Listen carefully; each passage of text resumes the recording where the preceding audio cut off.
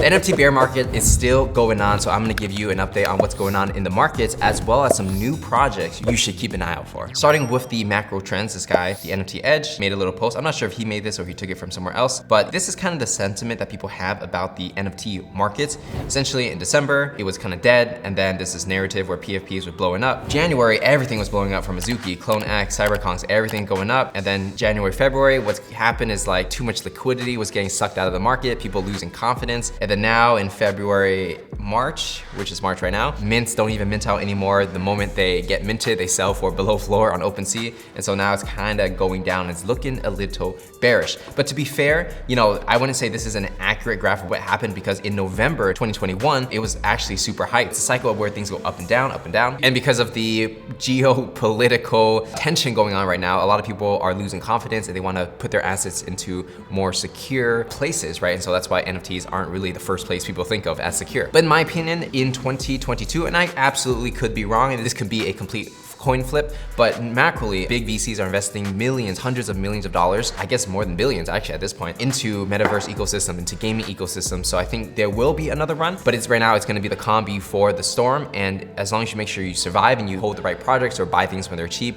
in anticipation for that bull, then I think you'll be all right. And it's possible that we might just be in a long-term bull. You know, nobody really knows, but that's just my personal take and how I'm allocating my assets. So the next thing we are going to be talking about is Kaiju Kingz. So the other day I did talk about Kaiju Kingz. They released a white paper on, you know, what are their long-term plans, what do their tokenomics look like, and honestly, when I read their white paper, it was very confusing of what was going on, and because it was so confusing, I think a lot of people, you know, missed the message or didn't really understand where they were going. And to be fair, as a project, Kaiju Kingz, it's also their responsibility to make it easy for the regular person to understand. Otherwise, nobody will get it, right? So this guy, Ribbon AX, he put together this chart over here to kind of describe what's going on. And we're gonna go through it real quick so that you understand what Kaiju Kingz is even doing. Essentially, you have the Genesis, which make our waste, and then they're gonna create, you know, ways to use our waste, which is merchandise, selling it for ETH, some kind of marketplace where you're buying physical clothes, and baby kaijus. So in my opinion, what's gonna happen is that our waste isn't gonna be that valuable because I don't think people care too much about physical goods as much as they do for the next token that they're putting out, which is Scale. So the question was,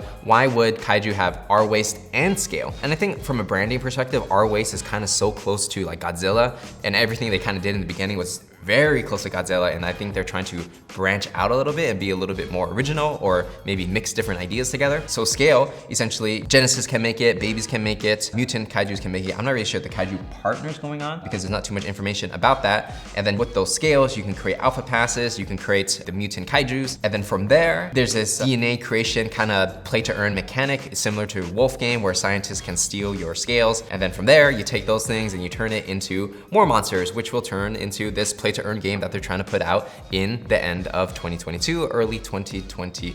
So if you think about it, even with this chart, for the average person who doesn't really understand tokens that well, I think they need to do a better job in the narrative and in explaining this kind of game, because yes, it is important that people understand the specifics of it, especially the people who are really like diehard like analytics people. But for the average person who's thinking about, should I buy a baby kaiju? Should I buy a mutant kaiju? Should I buy a Kaiju King? They just want a yes or no, and then what the future is gonna look like. I think if they clean this up to make it like one straight line where this is like A, B, C, then that would be a lot more clear, right? And I think the lack of clarity also comes from themselves not knowing exactly what they want to do and what message they want to communicate. So it's kind of like throwing a bunch of ideas on the wall and seeing what sticks. But in the end, you know, it all comes down to this monster game, which is ideally what they probably want to be their biggest project in their whole ecosystem. But yeah, I mean, right now it's just, I'm just following along to see how it goes because I think there's a lot to learn from by just observing how they solve these challenges. And again, it's like props to them because they're doing something different, doing something unique in their own way.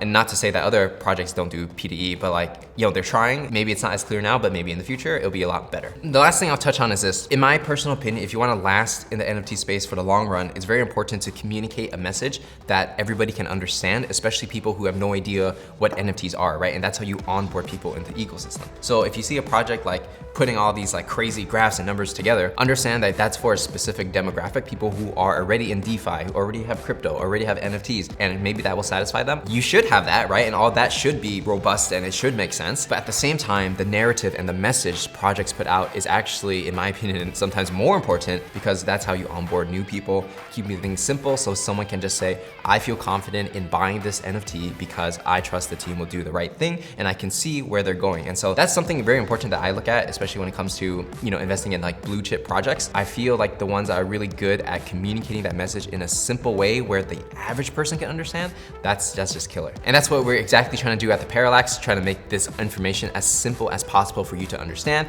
And I'm actually coming out with my own NFT project. If you want to learn more about that, make sure to check the link in the description, join our Discord and be active. Okay, so next project we're gonna talk about is Bear Deluxe. And you know, their floor price for their Genesis collection has been dropping, but it doesn't mean it's not a good project. And you know, I just kind of been following here and there on their Twitter, and it seems like what they're building in the VX actually looks kind of cool. If you look at these models of these bears, they're honestly better than I expected them to be. They do look like the actual Genesis collection, like, you know, Pixel Knight right here. There's like the blue little guy here. You know, I'm interested to see what they do in building out their ecosystem in the Sandbox. And again, when they put out an arcade game a couple months ago, it wasn't that good. So I think like they're trying to come back with another round of doing the VX and making their Sandbox game more interesting. Curious to see how it goes, but I think, you know, I've been in a Discord and stuff like that, and it seems like the community is very strong. People are very active in it, and community is everything, right? Even if they have a small niche community of just like 5,000 people, that's enough to be a top project these days. So something to follow, you know, something to follow. In other news, the World of Women, one of the most popular NFTs that is kind of built around women empowerment and helping people on board into NFTs and Web3 and things like that, they have recently got a grant, or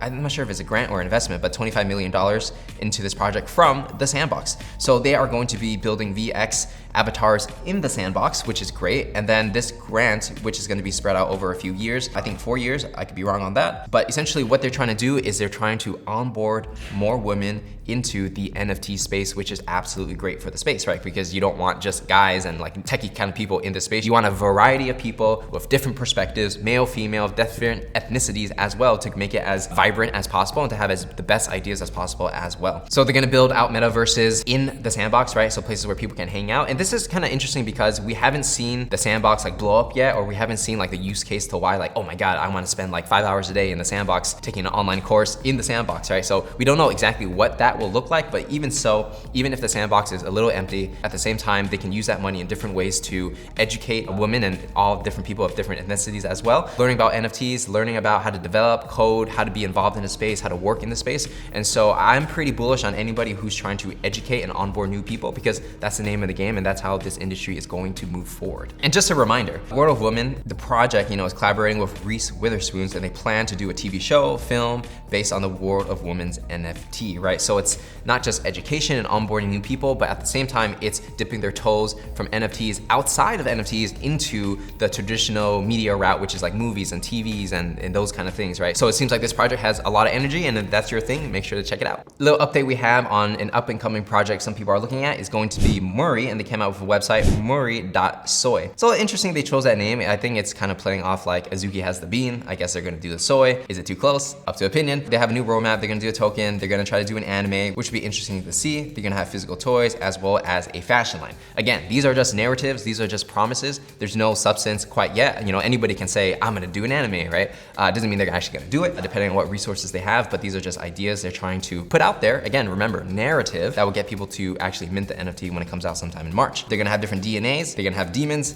They're gonna have hunters, and I guess it's different skin tones as well, different vibe, different look. And they're also gonna have Mika, which is, I guess, like human, like mercenary kind of vibe. And the interesting part that I want to look at is meet the team. And so before, I wasn't really sure who exactly the team was, like what is their past experience, because the team really is everything. Like anybody can make promises and not keep it, but if you know who the team is and you see their track record, then you kind of have a better sense of like what they're trying to do. And from here, I can see that not everyone is fully doxed. Some people are anonymous, some people are not anonymous, but you know, they have people that are working at Apple, Amazon, ComplexCon, this guy's Forbes 30 under 30, Huawei, OG, which is the A$AP Rocky creative studio. I'm not going into every single person's background to like make sure, but assuming it's real, the team is pretty stacked in terms of like having a team. They had other NFT projects as well. So I'm curious to see how they do. I think if they were able to launch, let's say like 2 months ago, I'm pretty sure this would be like super hot, especially during the time when Azuki came out. But that's the disadvantage of not being a first mover and you're kind of taking inspiration from Azuki. I would say they are, you know, no offense or anything, but Azuki kind of created the anime wave. Yeah, so they're a little late to the game. It's a bear market, so we'll see, you know, what the demand is and appetite is for this. But I think overall, if they continue to keep building, I think it's a project that can probably, you know, do well, but we'll have to see. Next project we're gonna be talking about is going to be Kaiju Frenz. And full disclaimer, Kaiju Frenz did offer our Discord community and Twitter community whitelist opportunities as well as whitelist opportunities for myself as well. We're gonna go ahead and talk about them and I'm gonna give you my personal opinion about it. Kaiju Frenz, when I first saw this trailer, I thought it was pretty good. And this was during like the bull, right? Where everything was going up. And I was like, oh, okay, I can see why people would buy this. It looks pretty cool. Like it's Kaiju Frenz, but it's a play on Kaijus. And then they have these interesting trailers. Over time though, the art kind of like came out on what they would actually look like. I actually thought it would be better, to be honest. But for some people, maybe this is the aesthetic you kind of like. Really up to you. But essentially what it is like Kaiju Frenz. They say they're approved by Kaiju Kingz. Is that necessarily true? I have no idea. I have no way to verify it. Looking at the art, it's cute, it's cool. I think 2 months ago, if they put it out, people would instantly buy it. But during the bear market, I think people might be a little skeptical of like a derivative project, right? It kind of looks like they took Kaiju Kingz combined with Squishy Squad, combined with Doodles, and they just rolled it all together and then bam, this is what it looks like. Not too much information about it. Founders not docs, not much of a public roadmap that people can see. And it is somewhat taking inspiration from other projects putting it together. So they're gonna be launching in March. If that's something that interests you or if you're looking into that, make sure to check it out. In other news, eBay actually might take crypto payments and already accepts NFTs. So I looked on the eBay website. I'm not sure if they accept NFTs. I wasn't able to find any NFTs that you can buy, but the CEO is saying that they might potentially accept cryptocurrency, which is very good for the entire ecosystem as a whole, because if you can start accepting and sending cryptocurrency on any major platform from like, let's say like PayPal, for example, Venmo, eBay, and any marketplaces, then it just popularizes the use of cryptocurrencies, and as more people use it and there's more volume, more people will funnel those assets into NFTs, and then the ecosystem can grow overall. So that's why overall, like if you look at the macro trend, yes, it's a bear market when you look at microly, but macroly, like macro, people are still very bullish on NFTs. The largest companies are still looking into it. They're still building into it. If you look at the careers page of any like large company like Apple, Amazon, Facebook, they're all building things for the metaverse, and like understanding like NFT and blockchain is very important. So I'm bullish overall on crypto. Yes, the market is down. You have to play your exit and entries correctly, but every day, larger brands we see are getting into the NFT space and the crypto space in general. And even companies that were once defunct are coming back to life, like LimeWire, and they are launching as an NFT marketplace. So back in the teenage years, everybody used to use LimeWire to get like music for free, right? But now obviously there's like Spotify and stuff, so you can do a subscription. Yeah, it's really interesting that LimeWire, they would take that basically a dead brand, bring it back to life. It has a brand already. Everybody like, my age and like, people that used it, we know what LimeWire is. So it's interesting they're coming out with a marketplace. Will the marketplace actually be successful? I don't know, because there's so much competition now. There's like OpenSea, LooksRare, there's like Gem, and so it's like, it's just another competitor, and there's nothing to say they're actually going to do it better. The other thing that kind of makes me hesitant of their success is that they already did a token offering to strategic partners, and they are doing a private token sale in April, and then they're gonna launch, and then they're gonna do a public sale in Q4 2022. So the issue I have here is that they're already selling their tokens to all their private investors months ahead of time before the public gets it. I'm not seeing when the lockup periods are. It's not like readily public, right? Basically everybody invested in March and April. Could they theoretically cash out and dump on the public on Q4 and then make like 20 extra money and then not even care if LimeWire becomes successful? Yeah, absolutely. Basically that literally happened like over and over and over, where the early investors, they make a ton of money, and then the retail investors get burned, they leave that crypto space, right? So that's why I'm pretty skeptical about it. Like if you look at LooksRare, what they were able to do is they just airdropped everybody tokens based on their usage on OpenSea, and everybody had a fair shot, or not necessarily, but like it was a little bit more fair compared to what this is, right? I don't know if they're gonna be able to pull it off. I think right now it's pretty hard to compete in a market. Marketplaces are like one of the hardest startups to do, but it's interesting that they would just come up and try to do an NFT marketplace. And so with that said, if you enjoyed this video, make sure to follow me on Twitter to get the latest updates at Patrick Dang, and join my Discord if you want to chat about NFTs. And with that said, I'll see you guys in the next one.